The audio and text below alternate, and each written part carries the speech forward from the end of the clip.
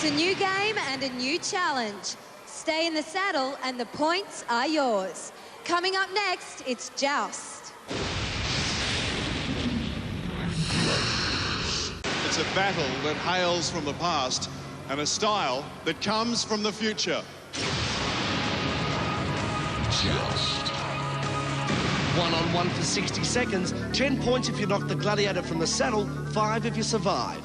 First challenger up on our cyber steed is Nicki. And our gladiator is GLACIER. Let's go to our referee, Mike Whitney. Challenger, are you ready? Gladiator, are you ready? 3, 2, 1. Nicki has to try to do 3 things up here.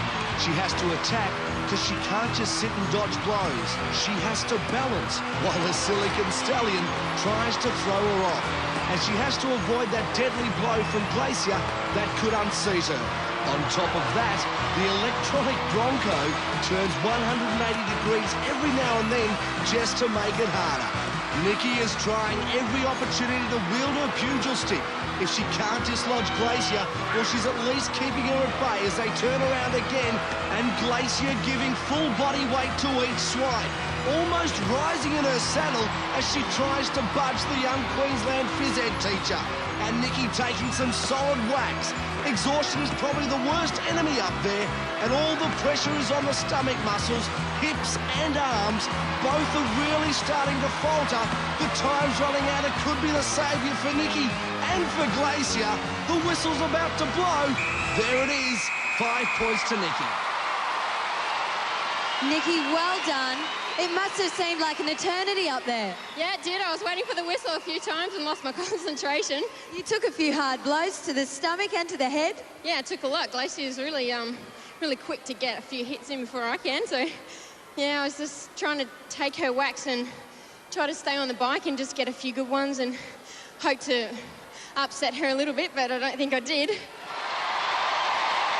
Nicki stayed up there for 5 points. Now let's see if our next challenger can do the same. Let's welcome Sandra. Up against our gladiator, Flame.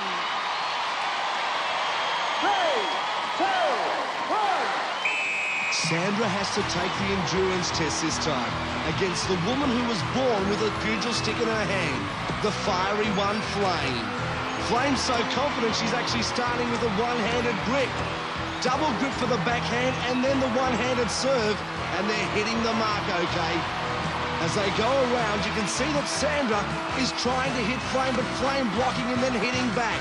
If you're out of sync with the pitching of your pony, you can't deliver the damage quite so well, and some of those blows aren't doing much more than creating a breeze. Around and around they go. Wham goes Flame, and winks goes Sandra. Sandra's trying her best, but Flame is raining blows down on her thick and fast. Once again, it looks like it's a matter of who can last the distance. It's quite a workout. The force of these blows are really starting to take their toll. Both Sandra and Flame not giving in. They're trying their hardest to the end. And one last blow from Flame. Oh, nearly knocked Sandra off. There's the whistle.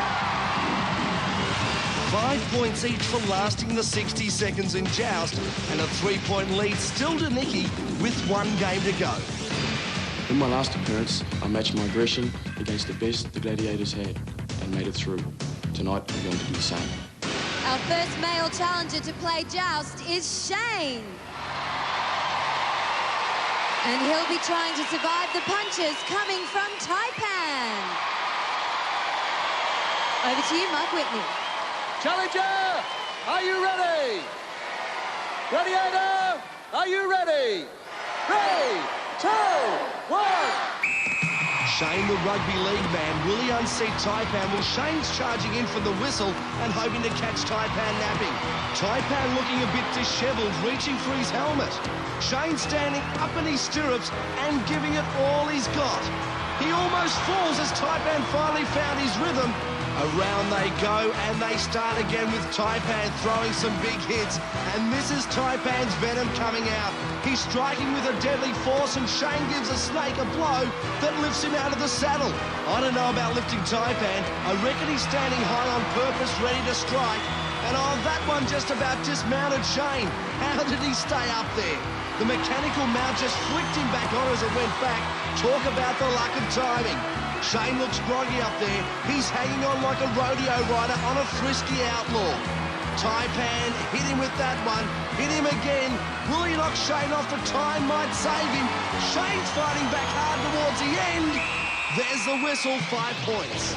TAIPAN out of his saddle at times, striking full force, and this flurry almost ousted the jouster.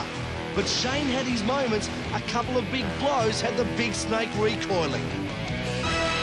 How long did that minute feel, Shane? There was no minute up there, it felt like 2 hours. Absolutely. I saw at one stage you were actually reaching around for balance. So some people sort of make it look pretty easy, but it's obviously not that simple. No, it's not. Well, I've done a lot of rodeoing back in New Zealand and that, and that's even tougher than that. Let's welcome up onto the jousting platforms, James. And our gladiator, VULCAN. Joust has to be tougher than rodeo riding because you've also got to contend with VULCAN as well as the horse.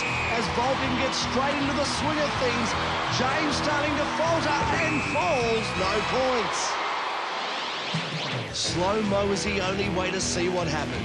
There was a couple of big hits from VULCAN, and James, that's not the way to dismount. James, my goodness, I never thought I'd see anybody fall off joust, but you just did. You've just seen it.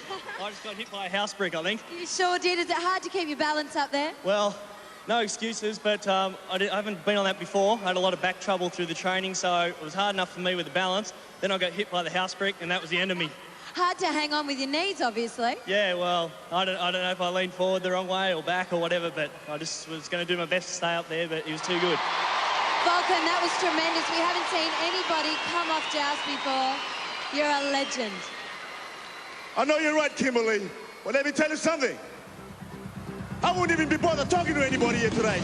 VULCAN the big winner on joust, but those 5 points Shane collects turns the tables on James. Shane leads by 4.